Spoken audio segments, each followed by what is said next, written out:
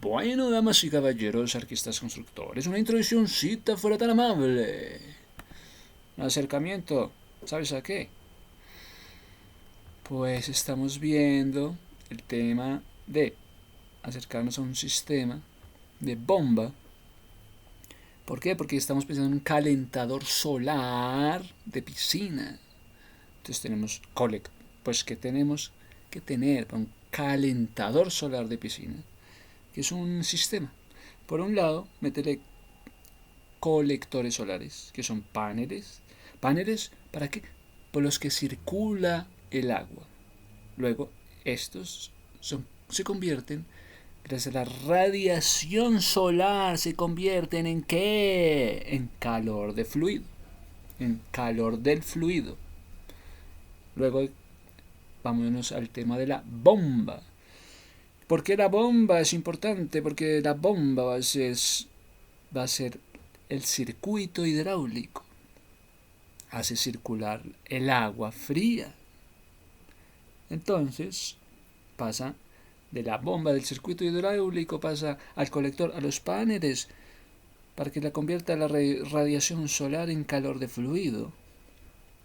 Luego tenemos unos interconectores, tuberías, válvulas, filtros que generan pérdida de carga y algo de intercambio de calor. Finalmente llegamos al control llamado termostatos, válvulas de desvío. ¿Para qué el control? Para evitar sobrecalentamientos o una circulación inútil. Entonces tenemos calentador solar de piscina, ¿qué te parece? Físicamente hay tres sistemas. Entonces están acoplando transferencia de radiación solar y, claro, la absorción gracias a los colectores y por el proceso llamado convección, que es transmisión de calor y conducción dentro de fluidos y elementos, y la dinámica de fluidos. Por medio de la energía de la bomba está la dinámica de fluidos. Bueno, estos son los asuntos de la física. Bienvenidos al mundo de la física, claro que sí. Entonces, como ya sabemos que existen colectores, son paneles por el cual circula el agua y convierte esto, la radiación solar se convierte en calor de fluido. Ahora vámonos a la energía de la bomba. Circuito hidráulico, bomba. Bomba.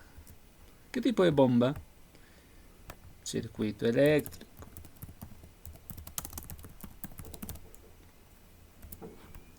Que si tenemos que hablar de dinámica de fluidos. Claro que sí, muchachos.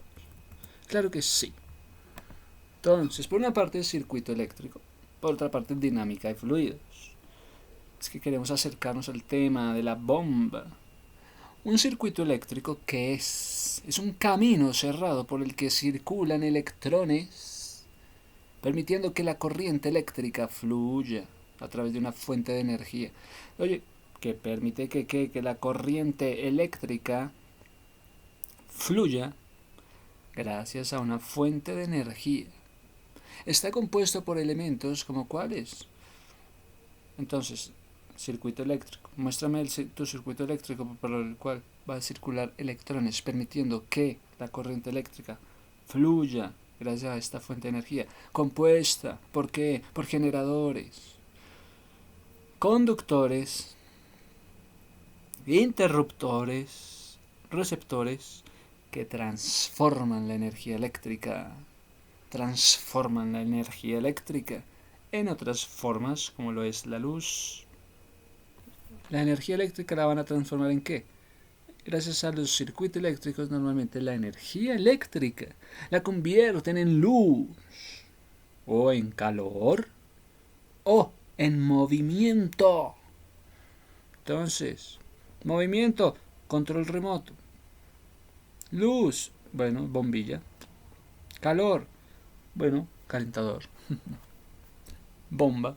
Si el camino se interrumpe, entonces la electricidad deja de fluir, entonces no hay calor, no hay movimiento, no hay luz, ¿me entendés? Bueno, entonces dices que el circuito eléctrico está compuesto ¿por qué? Por generadores llamados baterías, conductores, llamados cables, interruptores, llamados también a abrir o a cerrar circuitos. Estos interruptores abren circuitos de forma manual, controlando el paso de la corriente eléctrica. También tenemos receptores, que viene a ser entonces, para lo cual fue hecho el proyecto, porque vas a prender bombillas, vas a encender motores. Entonces, generador o batería es la fuente de la energía que impulsa el movimiento de los electrones. Qué bonito es tu trabajo, es como un generador en medio de un circuito eléctrico.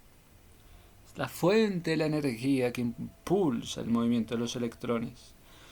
Como si fueras tú la pila de un circuito eléctrico.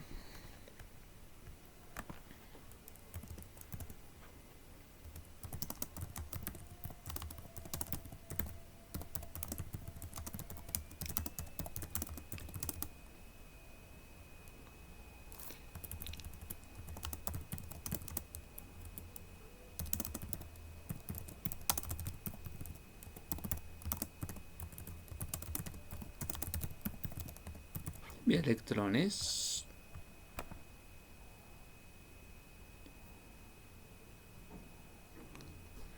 circulan electrones, permitiendo que la corriente eléctrica fluya gracias a la fuente de energía para encender baterías, para encender bombillas, para dar luz, calor o movimiento.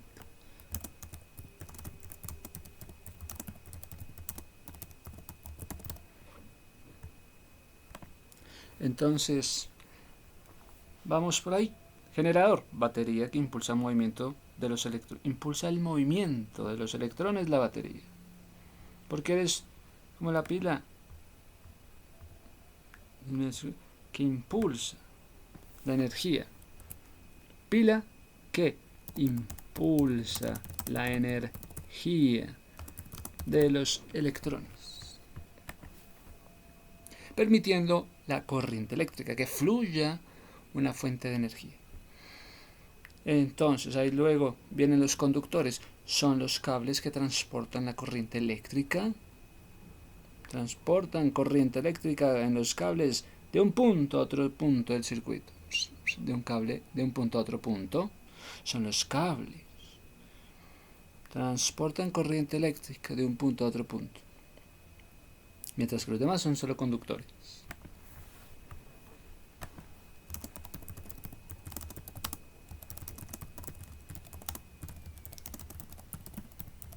Que transporten energía de un punto a otro. Bueno, y el receptor es el dispositivo que transforma la energía eléctrica en otro tipo de energía útil, como es una bombilla que produce luz, como es un motor que genera movimiento. El motorcito se encendió gracias a la pila que impulsa la energía. Tipos de circuitos. Hay un circuito en serie, paralelo y mixto. Los que están en serie son elementos que se conectan uno detrás de otro. Si uno se desconecta del otro, todo el circuito deja de funcionar. El paralelo, el circuito paralelo, los elementos se conectan de manera que comparten puntos de conexión. Estos elementos se comparten, la tensión es la misma, entonces está el circuito mixto. Una combinación combina conexiones en serie. Combinaste conexiones en serie y en paralelo. Un circuito eléctrico. ¿Qué es el circuito eléctrico? Es una ruta cerrada. Es un lazo por el cual puede fluir la corriente eléctrica. Su función es permitir que la energía eléctrica viaje desde una fuente de alimentación a través de conductores componentes para realizar un trabajo útil, como encender una bombilla, como alimentar un dispositivo electrónico. Todo circuito eléctrico básico consta fuente de alimentación y generador. Proporciona la energía eléctrica como una batería o un enchufe. Componentes, fuente de alimentación, proporciona la energía eléctrica, como una batería o un enchufe. Conductores. Los materiales, generalmente cables de cobre o aluminio que permiten el movimiento de los electrones a través del circuito con poca resistencia. Cables de cobre o aluminio.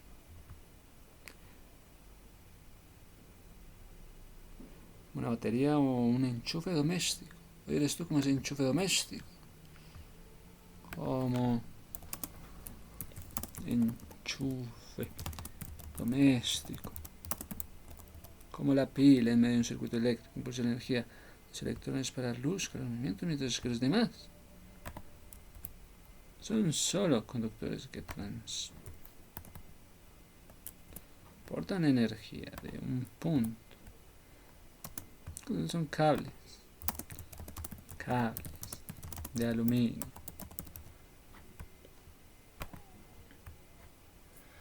Permiten circuitos con poca resistencia, que permiten el movimiento de electrones a través de un circuito con poca resistencia. Hay un receptor, dispositivo que transforma la energía eléctrica en otro tipo de energía.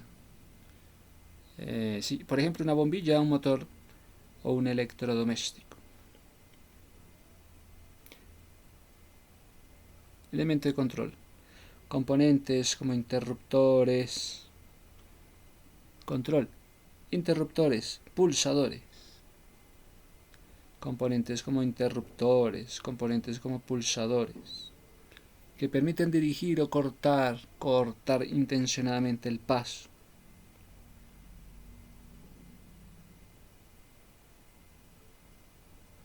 Elementos de control, componentes como interruptores, pulsadores que permiten dirigir o cortar intencionadamente el paso de la corriente. Elementos de protección. Dispositivos como fusibles,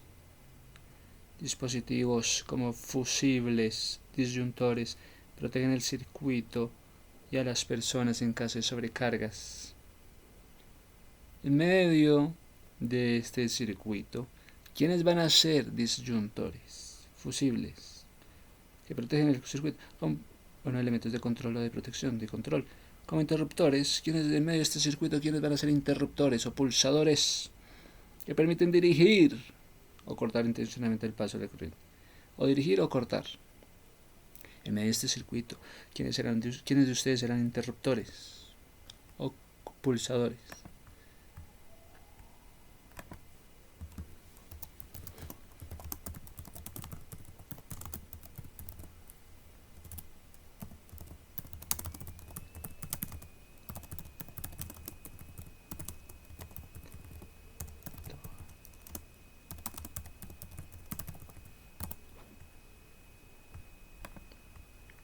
¿Y quiénes serán fusibles o disyuntores?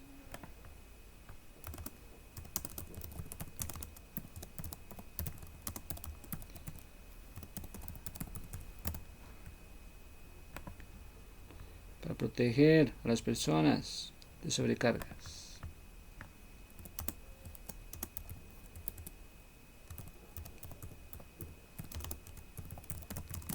Sobrecargas.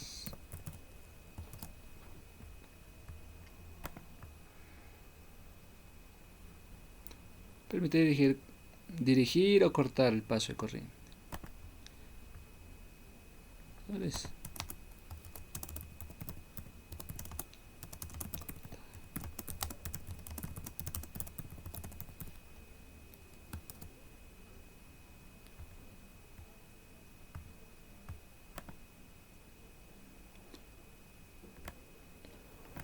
Tipos de circuitos. Los circuitos se pueden clasificar según los componentes. Circuito en serie, circuito en paralelo, circuito mixto. Si es en serie, los componentes se conectan uno tras otro, formando una única vía para la corriente. La corriente es constante en todos los puntos, pero el voltaje se divide. Corriente es constante, voltaje se divide. Los componentes en paralelo se conectan a puntos comunes, ofreciendo múltiples caminos para que fluya la corriente. El voltaje es constante en todos los componentes, pero la corriente total se divide entre diferentes ramas.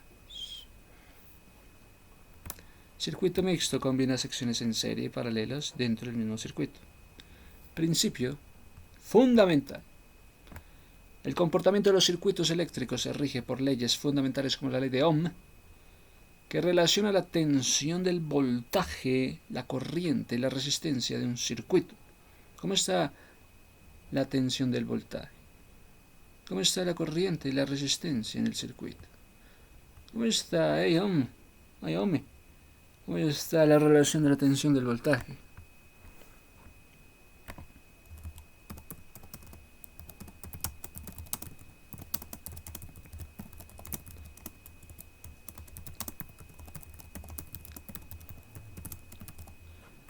¿Cómo está la relación del voltaje con la corriente y la resistencia, con la corriente del circuito?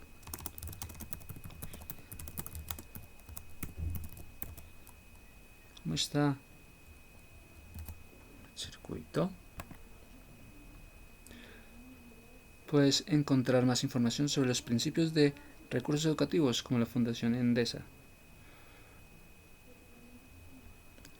Entonces tenemos lo que es el circuito eléctrico y también tenemos lo que es el principio de la dinámica de fluidos. La dinámica de fluidos es una rama de la mecánica de fluidos que estudia el movimiento de líquidos y gases. Líquidos, gases, considerando las fuerzas que la provocan. ¿Cuál es esa fuerza que genera el movimiento del gas? Pero se diferencia de la cinemática en que analiza activamente las fuerzas, presión, aceleración. Analiza fuerza, presión, aceleración, no solo el movimiento en sí mismo. Se diferencia de la cinemática en que la dinámica analiza fuerza, presión y aceleración. Fuerza, presión, aceleración, no solo el movimiento en sí mismo. Esta disciplina incluye el estudio del aire y los líquidos y es fundamental para aplicación que van desde el diseño de aeronaves hasta la predicción del clima. ¿Qué es la dinámica de fluidos? Pues si la mecánica de fluidos es la rama de la física, dentro de la mecánica en medios continuos, que estudia el movimiento de los fluidos, así como las fuerzas que lo provocan. Las características fundamentales que define a los fluidos es la característica fundamental que define a los fluidos es su incapacidad para resistir, ya que es incapaz de resistir esfuerzos cortantes. Incapaz de resistir esfuerzos cortantes. ¿Cómo está esa mecánica de fluidos? ¿Cómo que estás incapaz para resistir esfuerzos cortantes?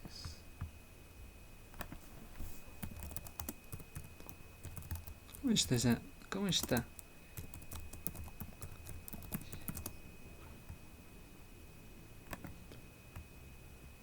¿Cómo está esa incapacidad para resistir esfuerzos cortantes?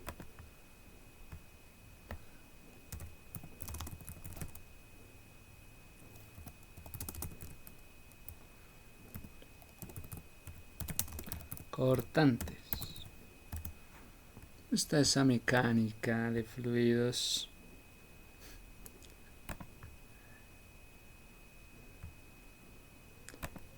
Bueno, entonces la mecánica de fluidos, pero si se habla de la dinámica de fluidos, es un estudio, es la que estudia los fluidos en el movimiento. Es una de las ramas más complejas de la mecánica de fluidos. Aunque cada gota de fluido cumple con las leyes de Newton, cada gota de fluido, leyes de Newton, las ecuaciones se describen, el movimiento de fluido puede ser extremadamente complejo. Dinámica de fluidos.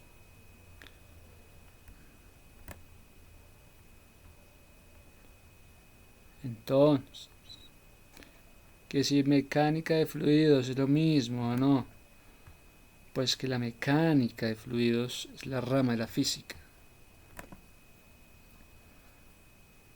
que comprende dentro de la mecánica de medios continuos, que estudia el movimiento de los fluidos, así como las fuerzas que la provocan, las características fundamentales que define a los fluidos es su incapacidad para resistir esfuerzos cortantes. Me dirás, ¿qué es eso de esfuerzos cortantes? El esfuerzo cortante de corte, esfuerzo cortante de corte, de cizalla o de cortadura. Es el esfuerzo interno o resultante de las tensiones paralelas a la sección transversal de un prisma mecánico, como por ejemplo una viga, como por ejemplo un pilar. ¿Entendés? El esfuerzo cortante, pues que es de corte, que es de cortadura, el esfuerzo que está interno o es el resultado de las tensiones paralelas a la sección transversal de un prisma mecánico, por ejemplo una viga, un pilar. ¿Listo? Sí, se designa variadamente como una T, como una V, como una Q. Entonces, es el esfuerzo interno. Entonces ahora estás hablando de esfuerzos internos. Los esfuerzos mecánicos, como esfuerzo cortante, como esfuerzo interno, son esfuerzos de sección. Son magnitudes físicas, con unidades de fuerza, sobre áreas utilizadas en el cálculo de piezas prismáticas como son vigas, pilares, también cálculo de placas y láminas. Este tipo de solicitud está formado por tensiones paralelas. Está directamente asociado con tensión cortante. Y si las tensiones paralelas están directamente asociadas o no a la tensión cortante, para una pieza prismática se relacionan con la tensión cortante. Y la tensión cortante, tensión del corte, tensión tangencial, es aquella que, fijado un plano, actúa tangencialmente. Se suelen representar con las letras griegas tau. La tau, piezas prismáticas. Las tensiones cortantes aparecen en casos de aplicación de esfuerzos. Aplicación de esfuerzo. Para una viga recta, para la que sea válida la teoría de Euler, se tiene la siguiente relación entre los componentes de esfuerzo cortante y ahora momento flector. Se denomina momento flector, momento de flexión, a un momento de la fuerza resultante de una distribución de tensiones sobre una sección transversal de un prisma mecánico flexionado o una placa que es perpendicular al eje longitudinal a lo largo del que se produce la flexión. ¿Qué más queremos saber de la tensión cortante? No deben confundirse las nociones del esfuerzo cortante de la tensión cortante. Un esfuerzo cortante. ¿Estás haciendo un esfuerzo cortante o estás haciendo una tensión cortante? Porque los componentes del esfuerzo cortante pueden obtenerse como los resultados de las tensiones cortantes. ¿Cómo fue ese esfuerzo cortante? Dependiendo, claro, de las tensiones cortantes. Da la fuerza resultante de las tensiones sobre una sección de una pieza. El esfuerzo cortante es la componente de la dicha fuerza que es paralela a una sección transversal. Es paralela a una sección transversal. Tenemos el diagrama de los esfuerzos cortantes de una pieza prismática en una función que representa la distribución de un esfuerzo cortante a lo largo del eje baricéntrico. Para una pieza prismática cuyo eje baricéntrico es un segmento recto de esfuerzos, segmento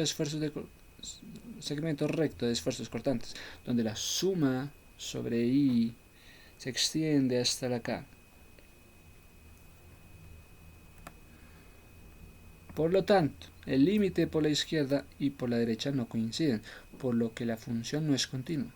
La expresión puede escribirse en forma integral única si se le usa la función de generalizada delta. El diagrama de momentos definidos 1, 2, resulta ser la deriva en el sentido de las distribuciones del diagrama de momentos flectores. Esfuerzo interno, tensión cortante. Pues entonces, ¿qué tenemos por un lado? Circuitos eléctricos. Por otro lado, dinámica de fluidos. ¿Para qué? Para entonces entrar a entender lo que es un calentador solar. Tenemos ahora que mirar sistema de control con válvulas de desvío. Circuito eléctrico, sí, ya. Falta meterle interconectores como son las tuberías, válvulas, filtros, generan pérdidas de carga o algo de intercambio de calores. Entonces, que el termostato. ¿Qué vas a hacer con esas válvulas de desvío? ¿Qué vas a hacer con ese termostato para el control para evitar sobrecalentamientos o circulación inútil por la noche? Termostato. Palabrita. El termostato es un dispositivo que mide, regula automáticamente la temperatura de un sistema, sea ya un aire acondicionado, una nevera, motor de coche, para todo, para mantenerle en un punto deseado. ¿Cómo está tu termostato? ¿Cómo está? Pregúntale a el termostato. ¿Activando o desactivando la calefacción? ¿Activando la refrigeración según sea necesario? ¿Cómo está tu termostato? ¿Activando la calefacción o la refrigeración según sea necesario?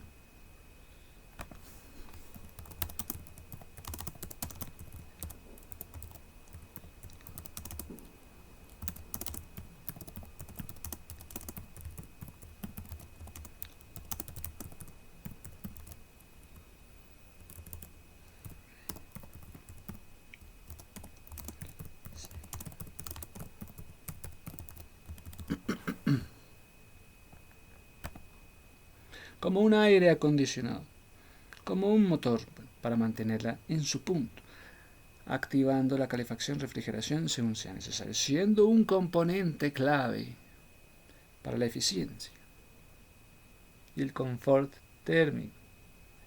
Pensando en el confort térmico, funciona como un interruptor sensible a la temperatura. ¿Dónde está tu interruptor sensible?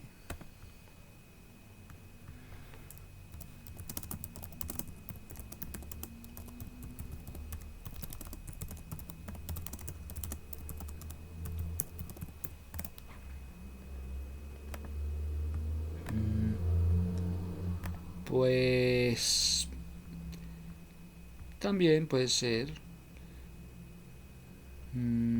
Funciona como un interruptor sensible a la temperatura, abriendo circuitos eléctricos o válvulas para controlar el flujo. Abriendo circuitos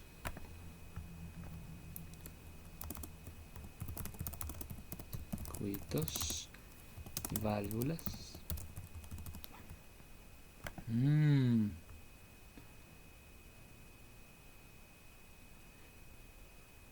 Abriendo válvulas para controlar el flujo de refrigerante o el encendido de un sistema para el control del flujo.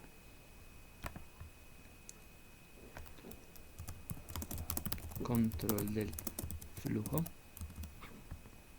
Bueno. Detección. Un elemento sensible. Detecta la temperatura ambiente. El elemento sensible detecta la temperatura ambiente o del sistema. A menudo una lámina bimetálica o un sensor electrónico. La detección. Sensor electrónico detecta la temperatura. La comparación compara la temperatura actual con la temperatura del ajuste. Acción. Si la temperatura es demasiado alta, El termostato enfría. Si es demasiado baja, calienta, abriendo o cerrando un circuito para activar o desactivar el sistema de calefacción. Sistema de refrigeración. Tipos de termostatos mecánicos digitales. Mecánicos utilizan componentes físicos como láminas bimetálicas que se doblan con el calor,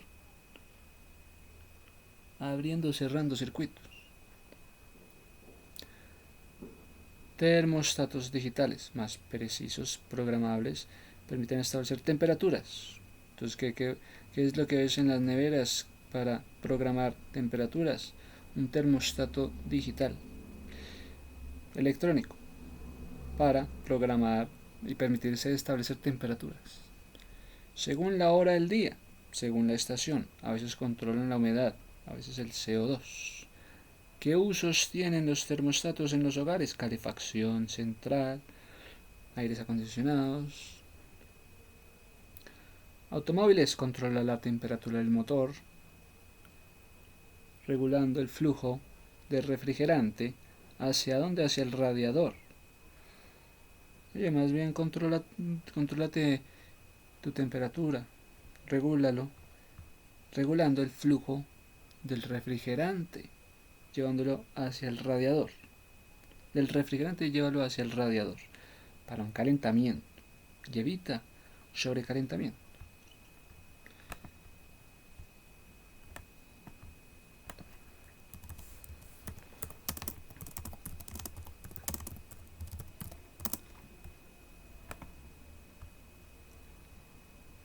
Entonces, temperatúrate, controlate la temperatura del motor regulando. Controla la temperatura del motor, regulando el flujo.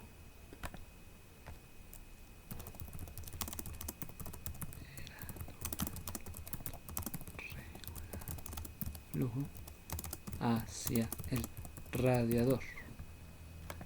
Hacia el radiador para un calentamiento rápido.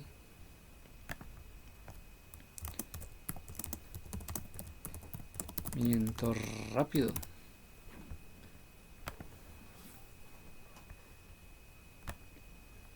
Ahorro energético. Evita que los sistemas trabajen innecesariamente, reduciendo el consumo. Comodidad, mantiene un ambiente térmico constante. El ambiente térmico constante vas a mantener. ¿Cómo vas a mantener el ambiente térmico?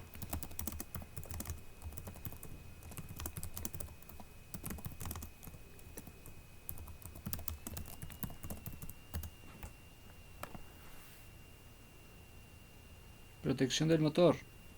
Asegura que el motor alcance su temperatura óptima de funcionamiento para un rendimiento eficiente. Pasa con tu termostato digital. Alcance, por eso, alcance la temperatura óptima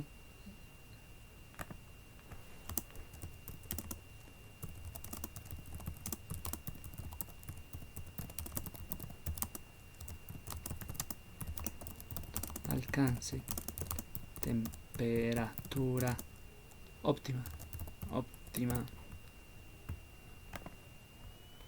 óptima de funcionamiento para un rendimiento duradero de funcionamiento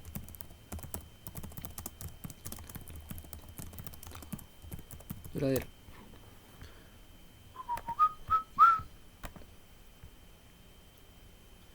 Un termostato es un aparato o dispositivo diseñado para regular, mantener automáticamente una temperatura constante, como lo es la calefacción, como lo es para calefacción, aire acondicionado, una nevera o un motor. Funciona detectando las temperaturas, activando sistemas según sea necesario para alcanzar el nivel. Tipos de termostato, varios termostatos que varían según su funcionamiento. Son los modelos más básicos. Utilizan un elemento sensible, como lo es una tira bimetálica o un tubo lleno de gas. Cuando la temperatura alcanza cierto punto, este mecánico activa un interruptor que enciende y apaga sistemas de climatización. Termostatos inteligentes con Wi-Fi. Bueno, pero los digitales permiten al usuario establecer temperaturas deseadas para diferentes momentos. Ofrecen un control más flexible, control flexible, detallado de la temperatura, y ayudan a ahorrar energía mediante horarios. Si son inteligentes Wi-Fi, son dispositivos avanzados que se pueden controlar remotamente a través de un smartphone. A menudo son compatibles con asistentes de voz, Google Assistant. Prender el termostato inteligente. Algunos modelos como Google Nest Learning Thermostat pueden aprender los hábitos del usuario y ajustar la temperatura automática, maximizando la eficiencia. Marcas populares: Google Nest, Ecobee, Netatmo, Garza Smart. Termostatos modulantes se encuentran en calderas compatibles y en un lugar de simplemente encender o estar apagando un sistema varía la potencia de la caldera según la medición de temperatura para mantenerla constante, permitiendo un máximo ahorro. La función, la detección gracias a un sensor que mide la temperatura actual del ambiente. Prende el sensor y mide la temperatura actual.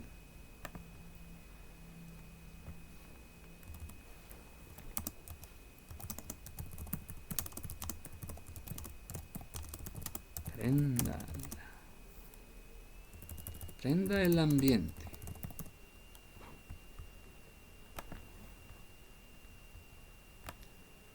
Y entonces prendió el sensor. La temperatura es diferente al punto de ajuste. El termostato activa o apaga el sistema de calefacción o refrigeración para corregir la diferencia. El proceso continúa de forma automática para mantener la temperatura dentro de un rango específico. Entonces hay una regulación para mantener la temperatura, para asegurar el confort. Prende ahora la regulación. El proceso continúa de forma automática para mantener la temperatura dentro de un rango específico. Si la temperatura es diferente al punto de ajuste, que si la temperatura está diferente al punto de ajuste,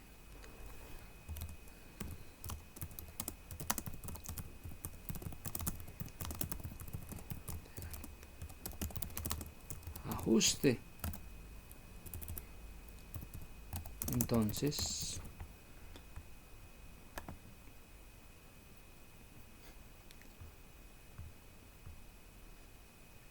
si la temperatura está en otro punto de ajuste, ahí se activa el termostato. Si la temperatura está diferente al punto de ajuste, el termostato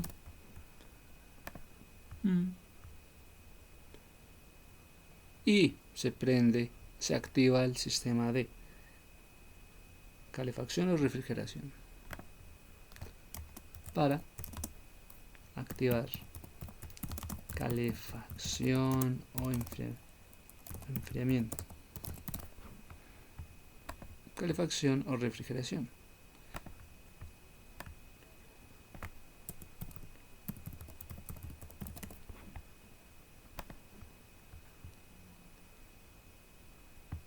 Bueno, así entonces nos acercamos al análisis de lo que es un calentador. Balance energético. Vamos a estar haciendo balances de energía. Para hacer el balance, ya entiendes el valor del termostato. Válvulas de desvío. Ya entiendes el tema de dinámica de fluidos, caudales, pérdidas de energía de la bomba. Entonces, claro, se habla de balance energético. Con colectores, muy bien. Sí, también se habla de dinámica de fluidos en la bomba. Pues hay una continuidad. Metro cúbico sobre segundo es el caudal volumétrico que la bomba debe entregar. Pérdidas de carga. Pérdidas de carga en los fluidos, en la bomba. Gracias a Darcy Baseback. Faceback. Hey Darcy. Baseback. Darcy Faceback. Se refiere principalmente a la ecuación fundamental en la hidráulica para calcular la pérdida de carga. Parece que hubo una pérdida de carga, pérdida de energía, por fricción en tubería. Incluye entonces un factor de fricción que se determina con el número de Reynolds. Entonces llamen a Reynolds. Y la rugosidad de la tubería, permitiendo aplicaciones universales. Aplicaciones universales en flujos, en temas de láminas y turbulentos. Laminar y turbulento. Wow. Darcy Faceback, la ecuación fundamental en hidráulica para calcular pérdida de energía.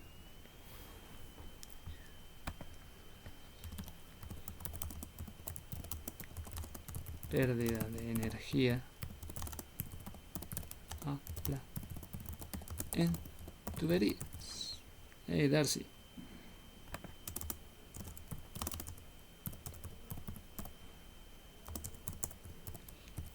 Hey Faceback.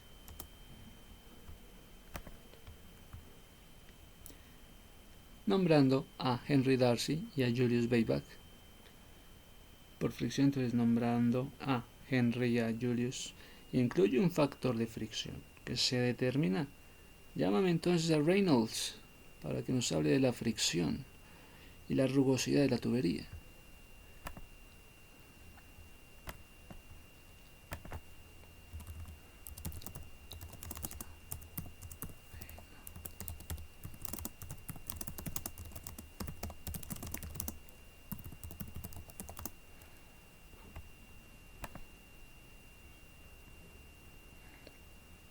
La rugosidad. Aplicaciones universales para su aplicación. Rugosidad de la tubería. Rugosidad de tubería.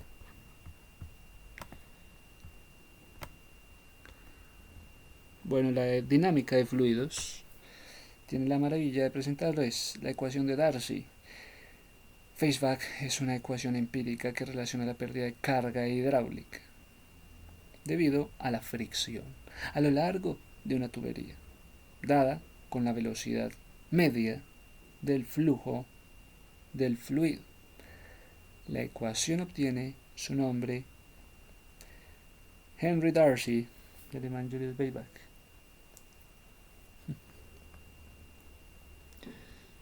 ¿Qué es la ley de Darcy Baseback? Del francés y del alemán. Esta es una ecuación ampliamente usada en hidráulica, permite el cálculo de la pérdida de carga debido a la fricción dentro de una tubería llena. Entonces ahí hay dinámica de fluidos. Es una ecuación que relaciona, ya sabemos, la pérdida de carga hidráulica debido a la fricción a lo largo de una tubería dada con la velocidad media del flujo. Velocidad media de flujo. Permite el cálculo de pérdida de carga debido a la fricción dentro de una tubería llena. La ecuación fue inicialmente una variante de la ecuación de Prony, desarrollada por el francés Henry Darcy. Bueno, y ahí aparece el coeficiente de pérdidas de energía. Coeficiente de pérdidas que cuantifica la pérdida de la fricción. Hubo una pérdida de fricción debido al flujo de una tubería, debido a ese flujo, y depende del número de Reynolds y de la rugosidad relativa de la superficie de esa tubería. También dependía de la rugosidad de la superficie de la tubería.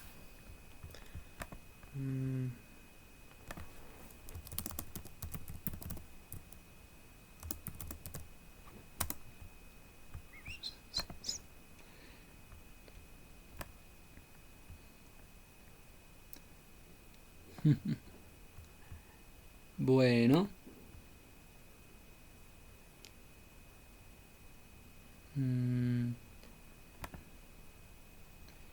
Entonces, la velocidad del flujo de agua.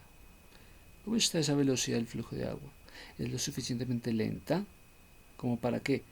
Como para que las trayectorias de las partículas no se entrecrucen al migrar a través de los huecos interconectados del medio poroso. Mírame. ¿Cómo está esa velocidad del flujo de agua? Si es suficientemente lenta, ¿como para qué? Como para que la trayectoria de la partícula no se entrecruce.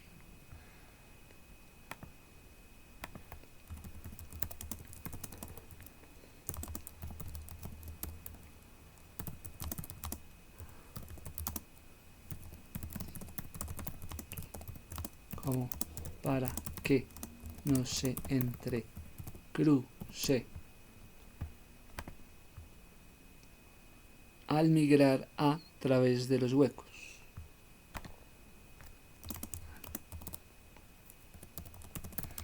Migrar a través de los huecos de los poros.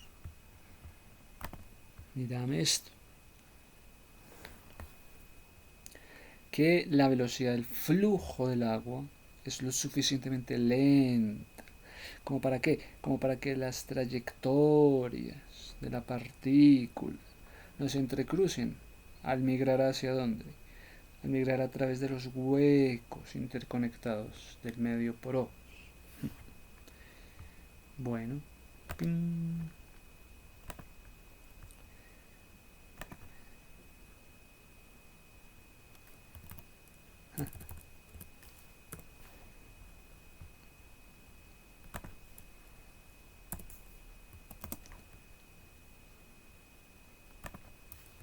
Sea suficientemente lenta como.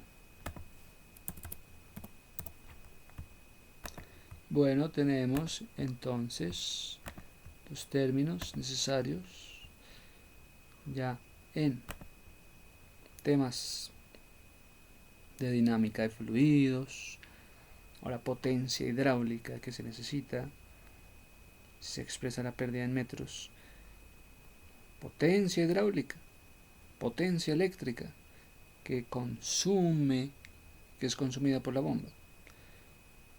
Entonces, ¿cuál es la eficiencia de la bomba? ¿Cuál es la potencia eléctrica que ha consumido la bomba?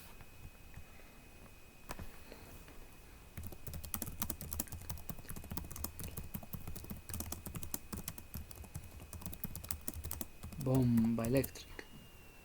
Pues que la potencia eléctrica consumida por una bomba varía mucho, pero una bomba de agua consume alrededor de 375 vatios, mientras que modelos más grandes pueden consumir 1500 vatios o 2200, dependiendo de su tamaño, lo que se mide en kilovatios o caballos de fuerza, HPs, kilovatios. Para saber el consumo exacto necesitas revisar la etiqueta de la bomba o usar el batímetro de la bomba para saber el consumo.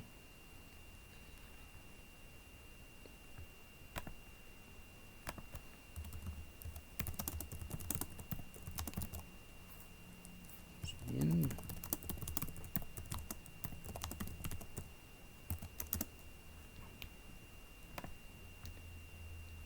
Necesitas revisar la etiqueta de la bomba o usar un batímetro. La etiqueta de la bomba. Etiqueta.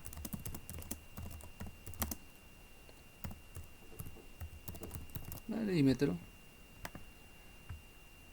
Batímetro. Ya que depende de su potencial, de su potencia nominal y depende de las condiciones. Ya que depende de la potencia nominal.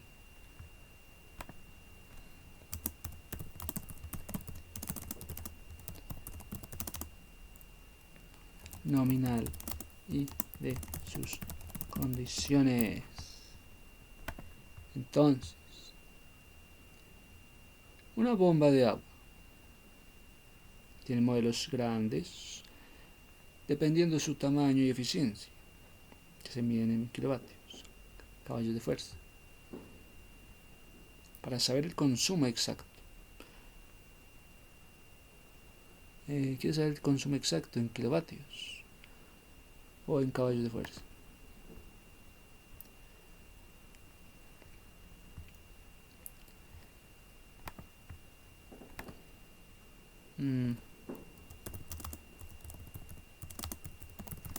Consumo en kilovatios o en de fuerza.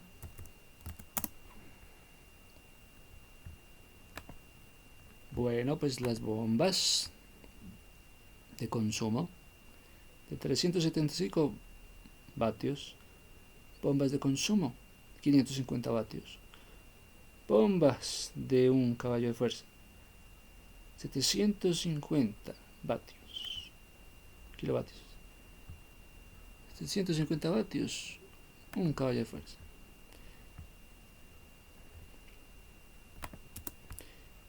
$750, pues depende de la potencia nominal. Y si quieres saber cuál es la fuerza del caballo,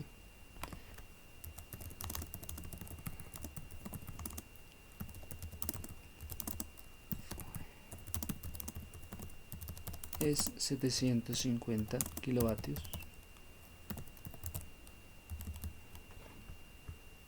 ¿Que cuál es la fuerza del caballo? 750 W.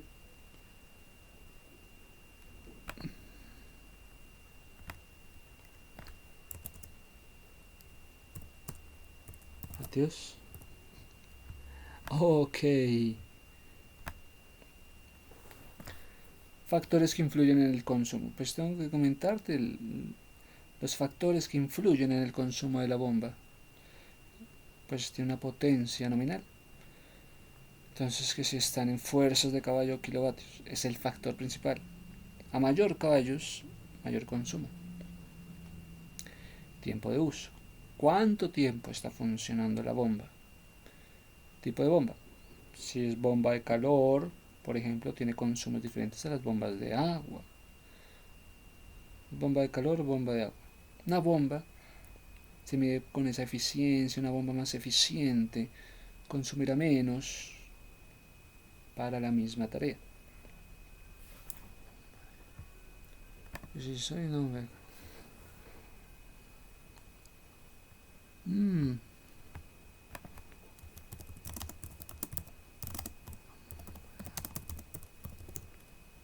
Pues depende del potencial nominal de sus condiciones. Bueno, claro, hay que revisar la etiqueta. ¿Qué dice?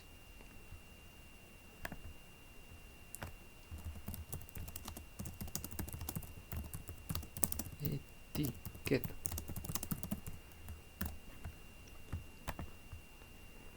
Multiplica la potencia por las horas.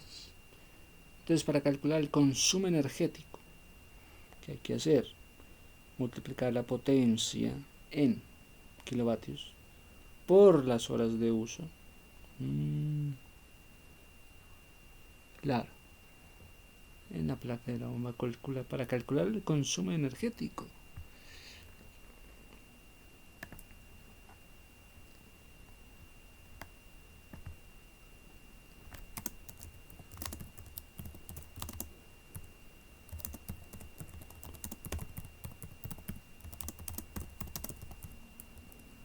Hay que multiplicar con potencia en kilovatios por las horas de uso. Potencia kilovatios por el consumo de días de uso.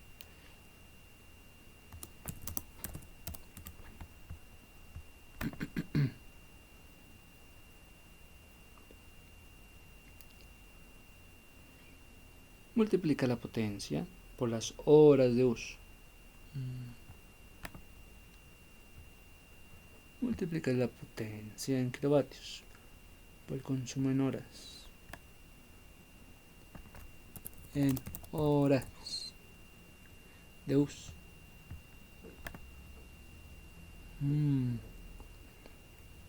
Usa un batímetro, conecta un medidor de consumo entre la bomba y el enchufe para obtener una lectura.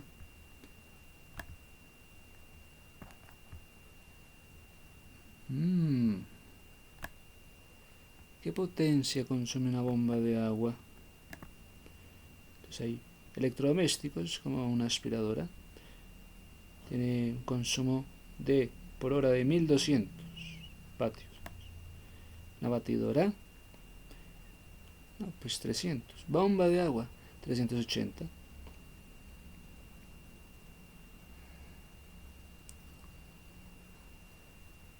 Es como una aspiradora con una potencia de vatios de 1200.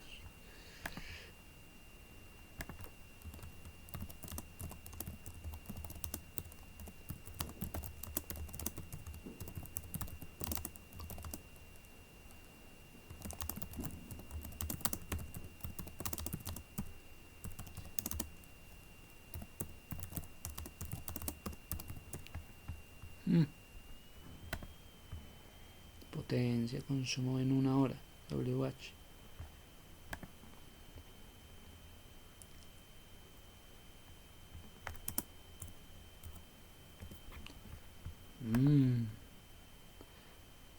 Ok, otra así como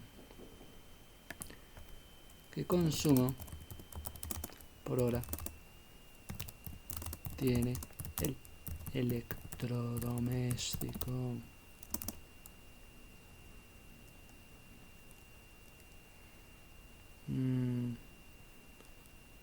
Acondicionador, aire acondicionado.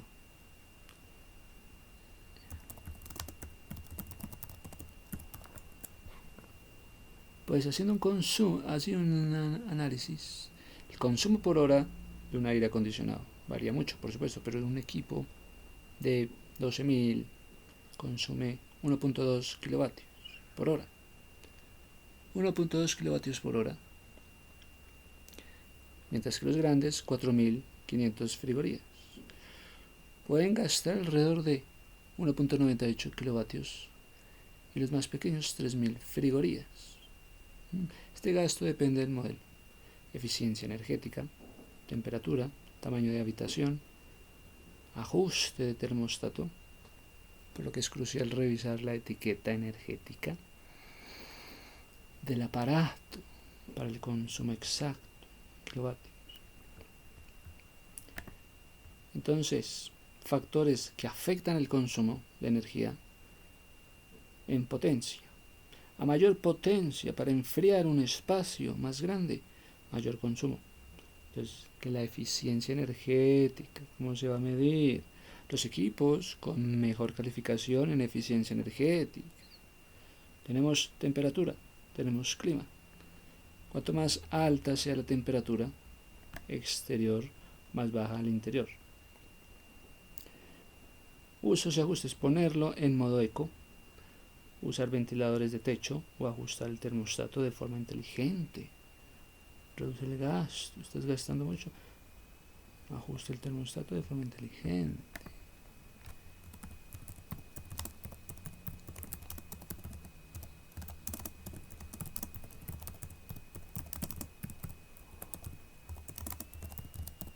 Bien.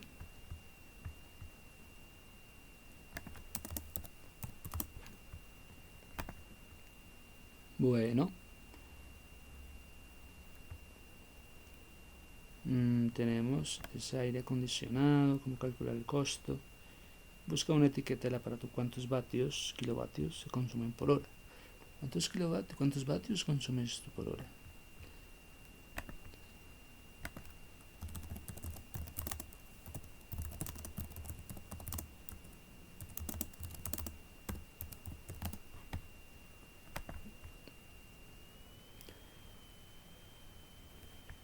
El costo de kilovatio por hora.